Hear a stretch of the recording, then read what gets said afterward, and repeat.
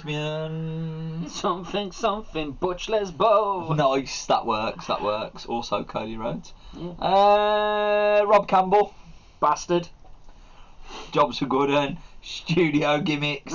Studio. Yes. Whoa. What a legend, Mr. Phillies. He's Phil Collins is a legend. Some people says you need a raincoat on some occasions. Other days you don't need a raincoat. No, you don't. Some people disagree with his best album ever. You know, these things happen. You know, who are we to judge?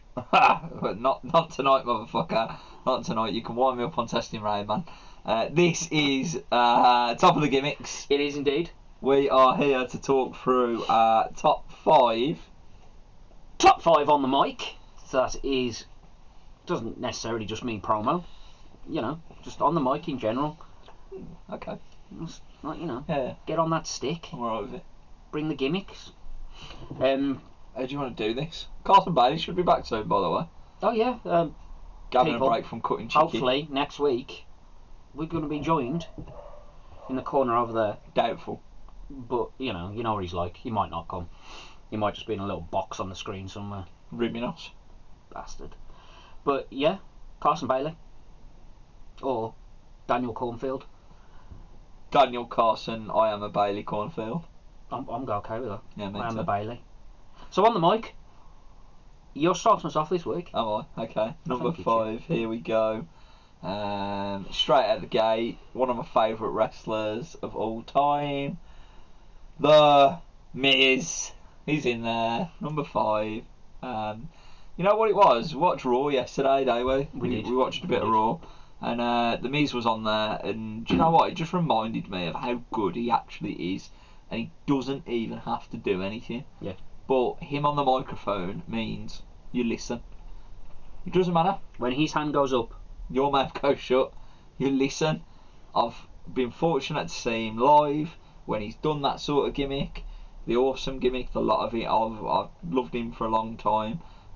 You know, probably more so since Sean retired. He's really stepped up for me as someone to follow. And you know, the following year he was main event in WrestleMania, so it all makes sense. he did well. He did. So the Miz is there. It's a good show. He's my honourable mention. Yeah. Should say he was my number 5. Okay. But he got dropped. And we've got a lot of honourable mentions. Let's just throw that out there, by the way. Oh yeah, there's going to be a lot of this. Yeah. There's a lot of honourable mentions. My number 5 starts with one Jerry the King Lawler. Nice. Because like I was saying, like it's not just about cutting a good promo. It's about drawing the audience, whether it's at home when he's sitting at the desk, or whether he's in the ring, fucking bringing him, or on the fucking pre-shows when he's doing the panel stuff. He's fucking class. Like Jerry Lawler could talking people into that fucking arena constantly, and the fucker could draw heat, and he wasn't afraid of it. He did it all through his career, in the ring and behind the desk, as you said. Yeah, people hated him, and it was for a good reason. A very good reason. His feud with Bret Hart, fucking calling out Stu and Helen all the while. It was amazing. So yeah, just toxic level brilliance from the King. So he gets my number 5. So my number 4, like I struggle. I'm gonna go back a little bit. I struggled so bad with this. Did you? Yeah, not that that's surprising, because No. I always do. During a list. It's me with a list. This was a ball buster for me. My number 4 is The Rock. Okay. Some will say he's the greatest man on the stick of all time. I've seen lists, and he's definitely up there. But he was quality. He is quality. He's amazing. For me, I don't think he's ever cut a bad promo. No. Early days. Oh yeah, early days. With that voice. Well, when he was all deep and proper Dwayne. When the nation finally let him speak, and he was finally allowed to speak, that was it then. Yeah, you could start seeing over. the birth of the pebble. Yeah. And then he became a stone, and he slowly rolled. Graduated into... And he's The Rock. But for me, the main promo for me that stands out from The Rock is the Armageddon Hell in the Cell. When he's taking a piss out of everybody. He's fucking... Oh, mate, it's fucking amazing. Like, fucking... I want to drink some milk! Whether it's... That's it, whether it's Kurt Angle. I I'm going to drink some milk and maybe take a couple of Viagra. And then Rikishi, I did it for The Rock. Shut up, you thong-wearing fatty. Literally. Stone Cold, I'm going to drink some Steve Weiser's, listen to some Backstreet Boys. Oh, mate, he was and the bants he had with the people backstage, with Coach, Michael Cole, like, it was amazing. And that Billy Gunn. Billy's finally on his way. He's getting a push, and then The Rock goes. Billy's talking. He's praying. He's talking to God, and God says, "And what is your name? What's your name again, Bob?" And he goes, "No, actually, it doesn't matter what your name is." And just like that, Billy Gunn was squashed to a motherfucker. Done. He was done. Get back to Sunday Night Heat, bitch. Amazing. So yeah, he makes my number 4. So the Rock is actually coming in at my number 3. Ooh, okay. Yeah, slightly ahead of this particular individual at my number 4. For all the reasons that you mentioned about The Rock, absolutely fantastic. Promos for days, no matter, when he was the Intercontinental Champion initially, with the Nation, moving up to even today. And Fruity Pebbles promo, one of his most recent ones. Yeah. I say recent, WrestleMania 28, 27, 29, they were a long time ago now. But they were dead good promos. Even if you just look at his TikTok stuff he does, and his random Instagram posts and stuff, the man is pure charisma. Yeah. So yeah, The Rock, number 3 for me. Number 4, I've stuck with quite modern early on in my list. I get quite retro as we go up. I've gone with John Cena as number 4. Because I think this man across the years has been able to tell so many different stories in so many different ways, from rap battles to, give me a chance, Vince. You give me a chance, Vince. I won't let you down, Vince. When people walking away, blah blah blah. Do you know what I mean? One of his most emotional promos to date, because he is now getting older, and we are seeing that. He had a fucking bald spot on SmackDown, for fuck's sake. Yeah. And as people that have seen him come in day one, ruthless aggression, to bald spot on New Year's Eve SmackDown, he's like, shit, we're getting old too. Yeah, it's mental.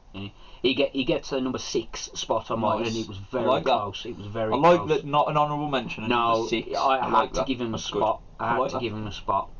So we know you're number 3. Mm-hmm. So this is where mine start going. Like, I've gone Piper. Nice. Number 3. I had him down at number 3, and I was like, I want a bit more variety, so I had to pull him out. So obviously, honourable mention for Hot Rod. Yeah, Piper, and my next person, I was so torn with, but Piper's so fucking. He was amazing. Like, he could draw you with everything, and I don't know what you mean there, buddy. The heat that Piper could get off a coconut was insane. Like, smash a man in the head with a coconut is fucking insane. Chavo Guerrero Sr., when he goes to Mexico and he says he wants to apologise to all the Mexican people and he's going to play their national anthem, and he pulls out his bagpipes and he plays La Cucaracha in the middle of Mexico City. Fucking hell, the uproar. And it was amazing. That wasn't him talking, that was him dancing and taking the piss on the mic, and people were throwing pennies at him. It was real. Cups of piss. Nice. Like, he drew heat like a motherfucker. And it was amazing. Whether you loved the guy or hated the guy, he made you feel exactly what he had to make you feel. He pushed the boundaries in the right way without being fucking overstepping the mark and too close to the edge. He was edgy. He did paint his face. Yeah, he was edgy. Don't get me wrong. Sometimes he went over. Yeah. Right? Yeah. That's one of them in today's society. But again, back then, and we always refer to it, it was a different time. And things were more acceptable or tolerated. Doesn't matter how you want to put it, that's what it was at the time. Would it fly today? Obviously not. Little Britain gets fucking shit removed all the time. Do you know what I mean? Everything gets removed because people are woke these days. Just fucking chill out and enjoy it for what it is. It's entertainment, you motherfucking snowflakes. What a generation that we've had to live in. Yeah. You want to talk about the brother? But yeah, Piper's it's my number 3. Okay. So do you want to go number 2 then? Shall I go number 2? Yeah, it's up to you. Okay then. So my number 2. This is where I was torn.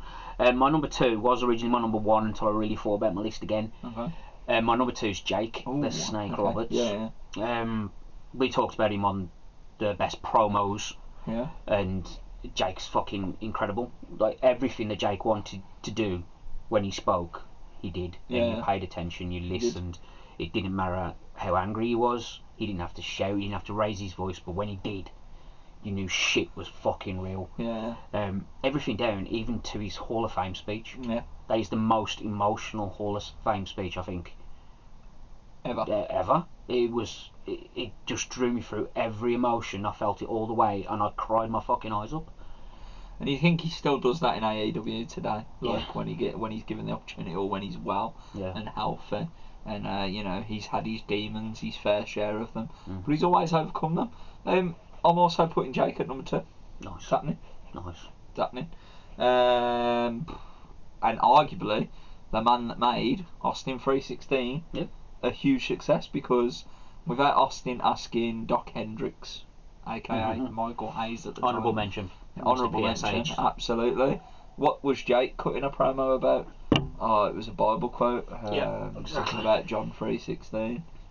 Oh, there you go. There you go. The rest is history, right? The rest is history. So number 1. Okay. Did we mention a spoiler within that, or nah? Not for me. That's good, because not for me either. Honourable Stone Cold Steve Austin gets an honourable mention. Maybe we've got the same person, maybe we haven't. I don't think we have. Shall I break the news? Do we? Okay. I've gone with too weird.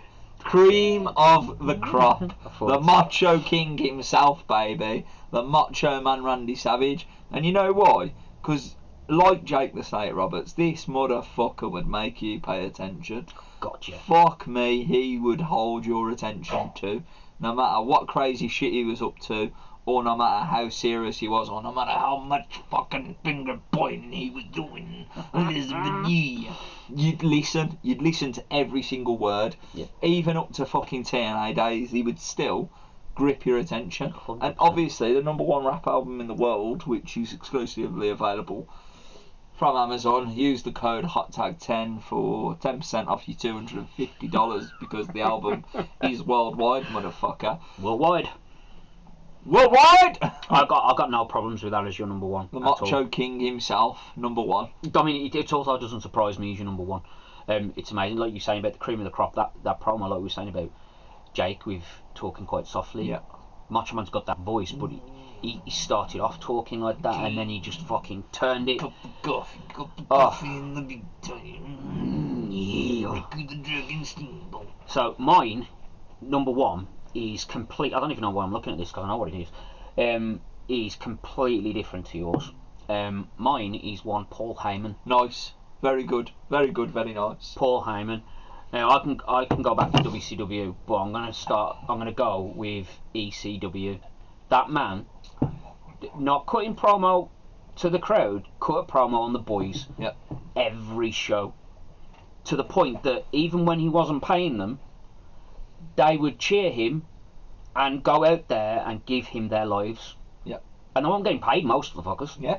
He could do that to people, Yeah. and it was fucking amazing. And I still respect him for this day. Yeah, I mean, they hate him, some of them, but they still respect what the fucker did. Like, Yeah. he could do anything, he can do anything. Who can? You even look at today, he doesn't do a lot now as the wise man. He Well, doesn't have to. we were on about it the other day watching SmackDown, weren't we? And literally everything he does, he's doing something. Yeah. So he doesn't need to talk, because his face is selling the story for you. That's it. He's sitting there in the background. He's got the mic. Yeah. At any point, he can jump in and nobody will question. Not one person. Why is Paul Heyman piping up now? He shouldn't be. This Yeah. is his segment. No one would question it. He doesn't need to. He just does those little bits. Ladies and gentlemen, Brock Lesnar. He admits now that he's just a fucking salesman as well, doesn't he? He's the only. I'm gonna end on this point. Paul Heyman is the only person on the planet, and nobody can do this. I reckon he's the only person on the planet that can convince a nun to suck off the decaying corpse of a donkey. I love everything about that sentence. He's also potentially the only man to have finally found the result to get Roman over. Yeah, and he fucking did. This is what I'm saying. He has. He is. And now he's got Sammy to play with as well. Acknowledge him, bitch. A fucking 100%. So, honourable mentions, huge list. This is a good one. We'll tick them off. I've got a smaller list, I believe. So here we That's are. what she said. Dusty Rhodes, baby. Obviously. Stone Cold Steve Austin has Yep. mentioned previously. Triple H. See, no. Really? No.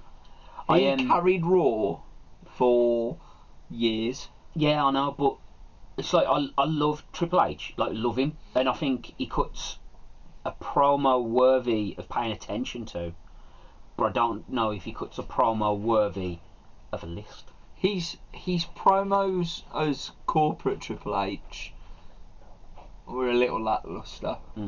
But when the leather jacket comes out to play, Yeah, it's always go time. The game time Yeah. was, like my time. Like he's just gone from DX, starting the feud with The Rock. Why did he do that? By the way, That was the other thing. Back to The Rock. It's Armageddon. I'm the game. Triple H. I got a $2 slot to my wife.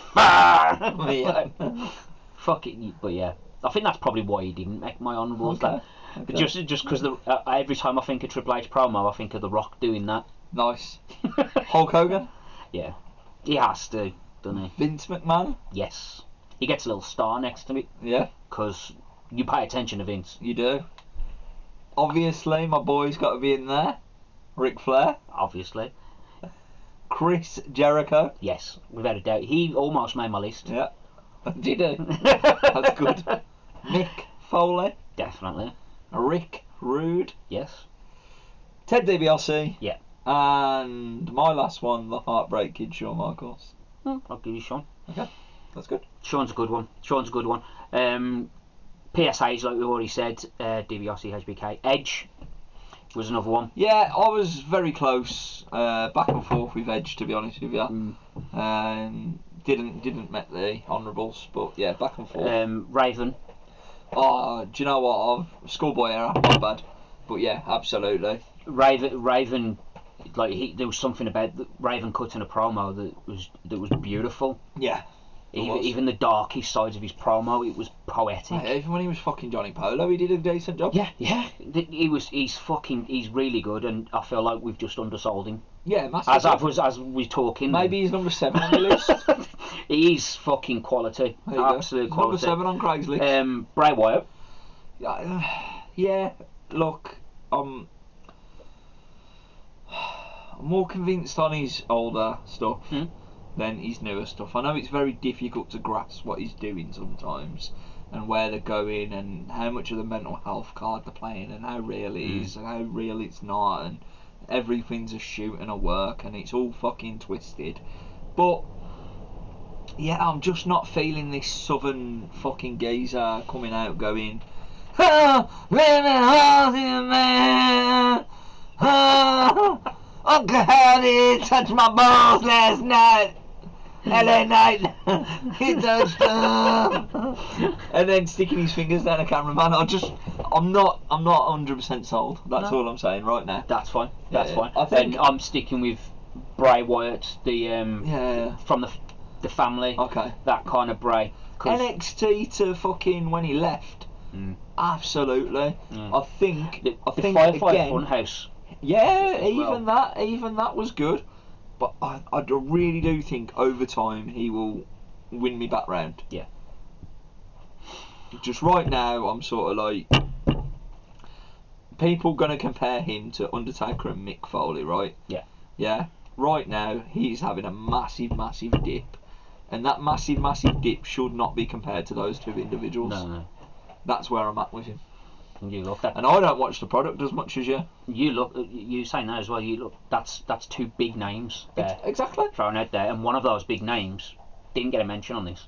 No, what? Because as great as he is, terrible on the mic. Yeah. Terrible. And you know what? Ellen. I'm gonna add his brother to this. Like Glenn. Glenn, when he lost the mask, cut some fucking good promos. Oh, he made an effort. Katie Vick and all of that. And then later May on, 19th, when May 19th, some good fucking promos. Overall, though, the balls. You know.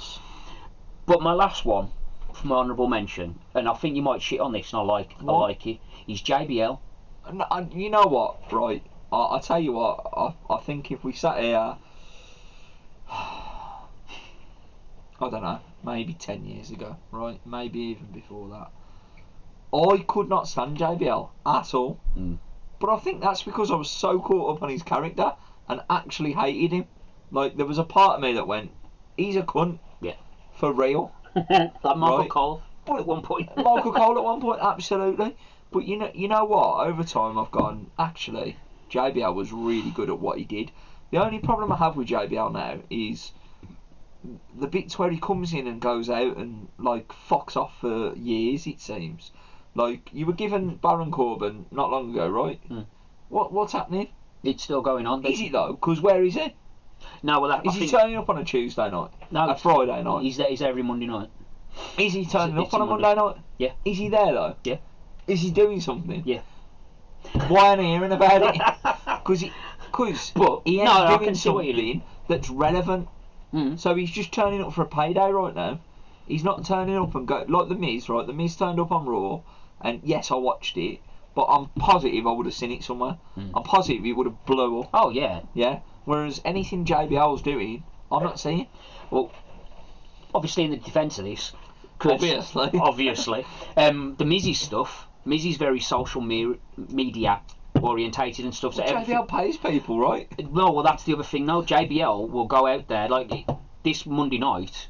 JBL come out and he cussed everybody and he kept calling them inbreds and everything else. Like he went back to the 90s like, and went, I'm sticking with like Guerrero, I don't give a fuck. Like, yeah. Territory. Didn't care. No shit's given whatsoever and laid it all out there and people lost their shit. That's brilliant. They hated him for That's it. good. More because that was a ruckus crowd, to be fair. Yeah. And it was mainly adulted crowd. Was we in Alabama? I thought it was in Alabama. Yeah. Yeah, it was in Birmingham, that was it.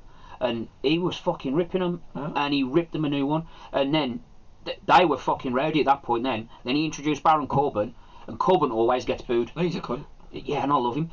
I know you don't. But Corbin come out, and he's getting fucking heat like a motherfucker. He doesn't need to do combination. anything. Yeah, he doesn't need to do anything at this point because JBL's done it. JBL Prime couldn't stand him. Baron Corbin Prime, I can't stand him. So it's a perfect combination. Yeah. For that reason. Don't make the top 5 though.